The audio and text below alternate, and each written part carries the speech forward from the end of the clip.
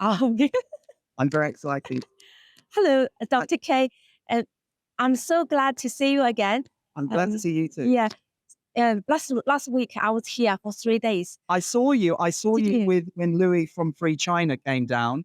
Yeah. I saw the live stream and I saw the security come over, giving Yeah. you a little bit of hassle. He actually got quite a few views to that on the Free China YouTube channel. I saw Louis. Yeah. So So I was watching. during that the last 3 days, no, during that time, I met so many people from Hong Kong, from Taiwan, and from the new federal state of China. Yes. They all came here to see you.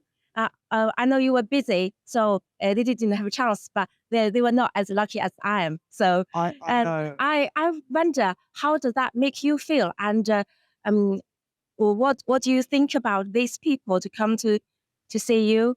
And so what does that mean to you? Yeah, I mean, I think it's a great honor. I mean, I don't think I'm worthy for anyone to show up to see me, I mean, I'm just irrelevant. But the fact that people, I think, come up to see, it's more to see the piano as a symbol of freedom, because I know many people have experienced oppression by the CCP. And I think it was just the incident at the piano with the little pinks was a kind of little metaphor for the repression that people have experienced with their families in China. And so I think the piano has become this symbol of defiance. It's somewhere where people can congregate, because where else in London would you meet unless you go outside the Chinese embassy or something? So it's a kind of neutral territory that people can use music and the arts to express their defiance against the CCP. So I certainly I want to get myself out of the picture. I don't feel I'm anything. It's more just what it symbolizes, really. Yeah. And so, I'm from the new federal state of Yes. China, and you still can talk to us. Yes, And of course. yeah. So, why can you do that? Well, because I mean, I don't know much. I've been learning so much about Chinese politics really within the past 2 weeks. I'm a complete newbie when it comes to the CCP, and so I've learned a lot. I've particularly learned a lot from the Taiwanese, and from other people who have emailed me about the history of China. So for me, anyone who opposes the CCP, I've got my thumbs up. I mean, I'm not a politician, so I don't know the ins and outs of your organization. I don't know the ins and outs of I'm not a politician. All I know is that I'm against authoritarianism, and I'm just against what I experienced at the piano. So for anyone who's opposing that kind of authoritarianism, I would naturally support it. Yeah, that's why I initially said. Absolutely. So, Yeah. So as I said, I don't know about your organization, but if you oppose the CCP, there must be something good about it. Yeah, we are actually enemy number one of Number one the enemy. CCP. Yeah. Okay, well, that's good. That's good to know. Yeah. That's good Yeah. to know. So our goal is to take down the CCP. So, Well, I yeah. think so. And I was listening to the question that Free China asked you, how are you going to beat down the CCP? And Yeah. the answer is a little bit at a time. A Yeah. little bit at a time. It's a huge goal. A journey of 1,000 miles starts with one step. Yeah. And so you chip away a little bit at a time. So, for example, the CCP are huge in propaganda, and the brainwashing of the little things. I've had quite a lot of abusive direct messages on Instagram from little pinks.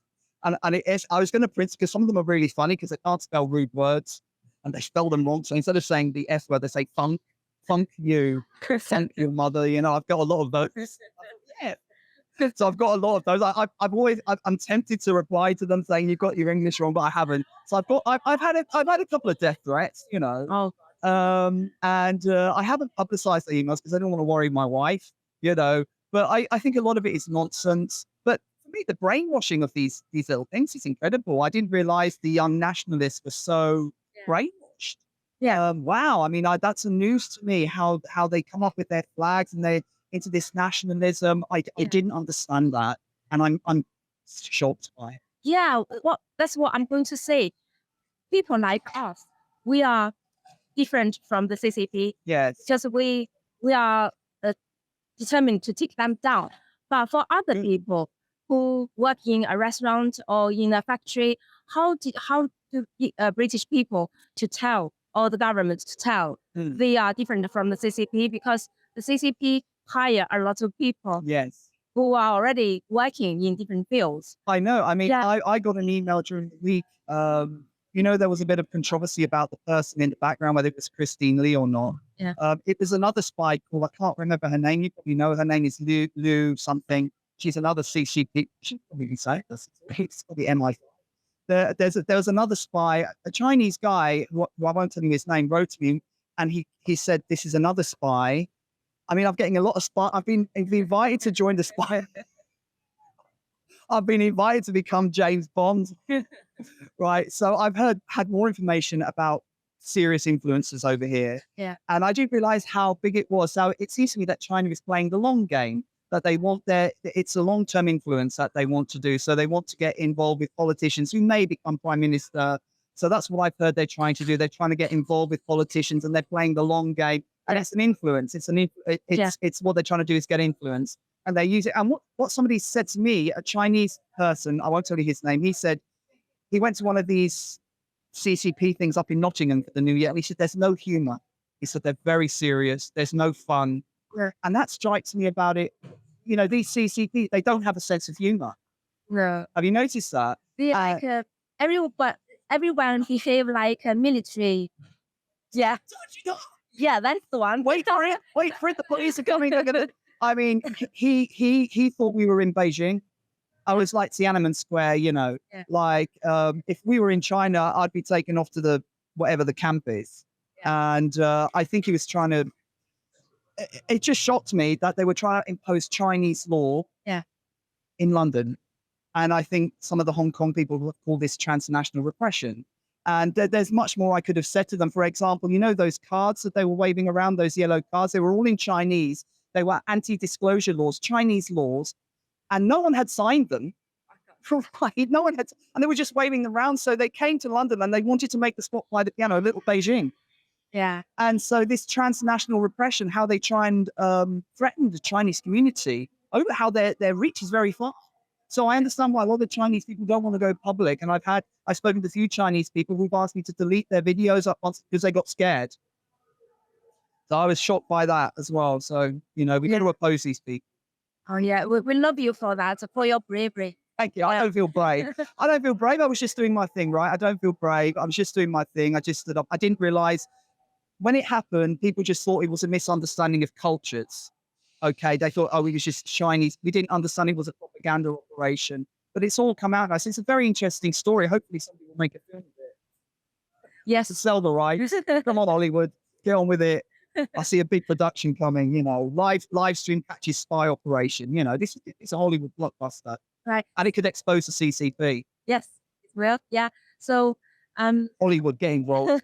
Yeah, thank you very much. And hopefully in the future, you can join our interview again. Well, yeah, I mean, best of luck. And I'm all for freedom, for dismantling the CCP, for being able to think, and also how they are repressing Chinese culture. That's another thing, the traditional Chinese culture, how these people want to control everything, whether it's the dancers, the old Chinese philosophy, the meditation that they try to put. These people are control freaks and they're narcissists. They want to control, they want to micromanage Chinese people.